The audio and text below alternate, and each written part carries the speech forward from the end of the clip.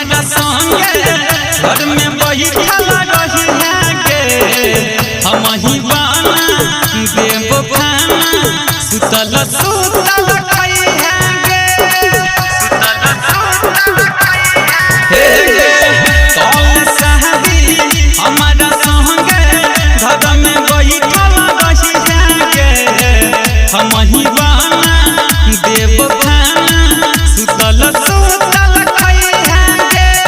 जलाई छौकी मन में तोरा जल्दी कहीं जो गे जलाई छौकी मन में तोरा जल्दी कहीं जो गे हमरा बाप के पुतहु बना जो छौजी हमरा पुतहु बना जो गे हमरा बाप के पुतहु बना जो छौजी हमरा पुतहु बना जो